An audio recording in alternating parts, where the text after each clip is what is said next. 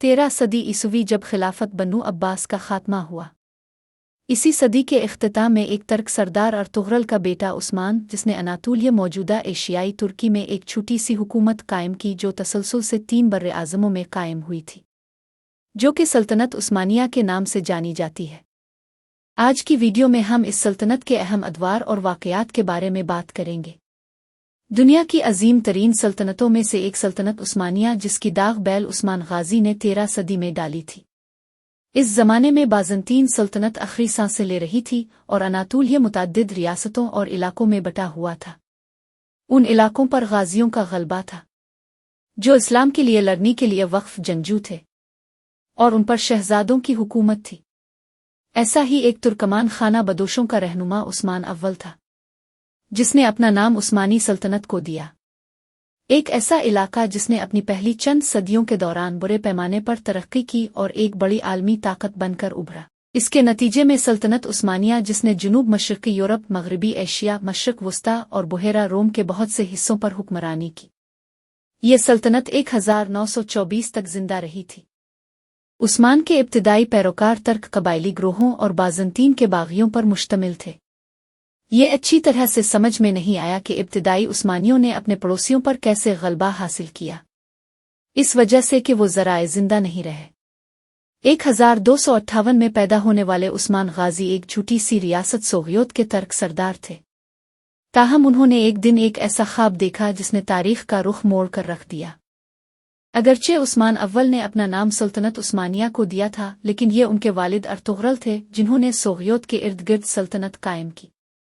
इसी सल्तनत से उस्मान गाजी बाज़ंतीनियों के खिलाफ अपने दायरे को वसी करने के लिए लड़ा, अहम दिफा किया, पुरसा को फतह किया और सल्तनत उस्मानिया का बानी समझा जाने लगा।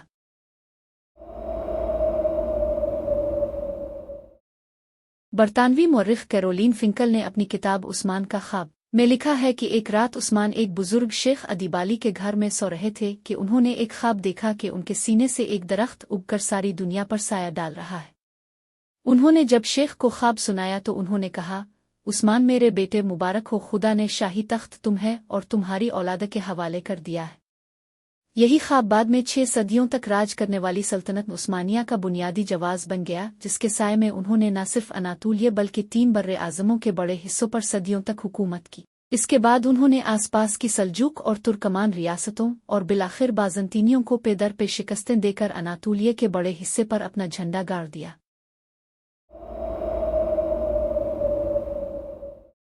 उस्मान अव्वल के बाद की सदी में अनातोलिया और बुल्कान पर उस्मानी हुक्मरानी फैलना शुरू हो गई थी। इब्तिदाई तनाज़ात बाज़ंतीन और उस्मानी जंगों के दौरान शुरू हुए, जो 14वीं सदी के वस्त में यूरोप में दाखिल होने से पहले 13वीं सदी के आखिर में अनातोलिया में लड़ी गईं। इसके बाद बल्गार-आयस्मान जंगें और 14वीं सदी के वस्त में सुरब-आयस्मान जंगें शुरू हुईं। इस दौर का ज़्यादातर हिस्सा बुल्कान में उस्मानियों की तौसीह से था। उस्मान के बेटे ओरहान ने 1326 में शुमाल मगरबी अनातोलिया के शहर पुरसा पर कब्जा कर लिया, इसे नया दारुल हुकूमत बनाया और इस इलाके में बाज़ंतीन कंट्रोल की जगह ले ली। उस्मान के जानिशीनों ने जल्द ही अपनी नज़रें यूरोप पर जमा दी। 1326 में उन्होंने यूनान का दूसरा बड़ा शहर थिसालोनिकी फतह कर लिया, जबकि 1389 में वो सर्बिया पर काबिज हो गए।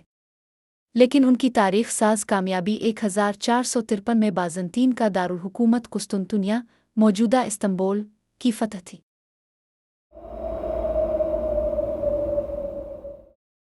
मुसलमान पिछले 700 बरसों से कुस्तुनतुनिया पर कब्जा करने की कोशिशें करते चले आए थे, लेकिन इसका जोग्राफिया कुछ ऐसा था कि वो हर बार नाकाम रहे। कुस्तुनतुनिया को 3 तरफ से बहराए बास्फोरस ने घेरे में लिया हुआ है, जो इसके लिए शहर पनाह का काम करता है।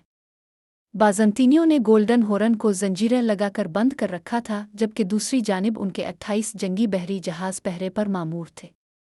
22 अप्रैल 1453 को उस्मानी सुल्तान मोहम्मद फ़ातेह ने एक ऐसी चाल चली जो किसी के वहम और गुमान में भी न थी। उन्होंने खुश्की पर तख्तों की शाहरा तैयार की और उस पर तेल और घी डालकर इसे खूब फिसलन वाला बना दिया। इसके बाद उन्होंने अपने 80 बहरी जहाज़ इस रास्ते पर मवेशियों की मदद से घसीट कर दूसरी तरफ पहुंचा दिए और शहर के हैरत ज़दा मुहाफ़िज़ों पर आसानी से काबू पा लिया। मोहम्मद फ़ातेह ने इस शहर पर कब्ज़े के बाद अपना दारुल हुकूमत कुस्तुनतुनिया मुंतकिल किया।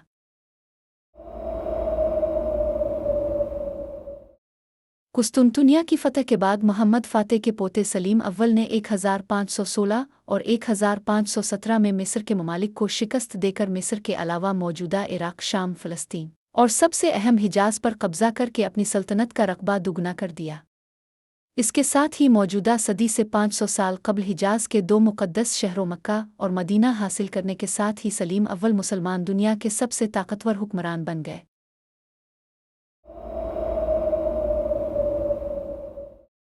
आम तसव्वुर के मुताबिक 1517 ही से उस्मानी खिलाफत का आगाज़ हुआ और सलीम अव्वल को पहला खलीफा करार दिया जाने लगा, जबकि उनसे पहले तमाम उस्मानी हुक्मरान सुल्तान बादशाह कहलाते थे। मौलाना अबू अल कलाम आज़ाद अपनी किताब मसला खिलाफत में लिखते हैं कि सुल्तान सलीम खान अव्वल अपने अहद से लेकर अब तक न सिर्फ सल्तनत उस्मानिया बल्कि तमाम मुसलमानान आलम के खलीफा और इमाम हैं।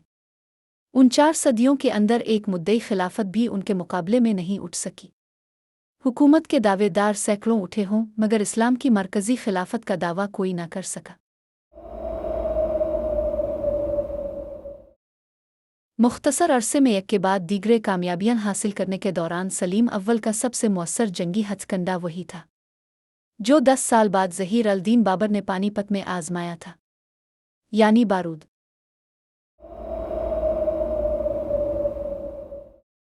एक सुल्तान असल में मजहबी अथॉरिटी का शख्स होता था। बाद में ये इस्तिलाह इलाकाई कवानीन के लिए इस्तेमाल हुई। उस्मानी हुक्मरानों ने अपने तकरीबन पूरे ख़ानदान के लिए सुल्तान की इस्तिलाह इस्तेमाल की। 1517 में उस्मानी सुल्तान सलीम अव्वल ने काहिरा में खलीफा की इस्तिलाह को अपनाया।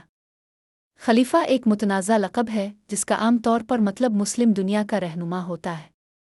इस इस्तिलाह का उस्मानी इस्तेमाल 1924 में ख़त्म हुआ जब सल्तनत की जगह जमहूरिया तुर्की ने ले ली, लेकिन शाही घराने की औलाद ने आज तक इस इस्तिलाह का सिलसिला जारी रखा हुआ है।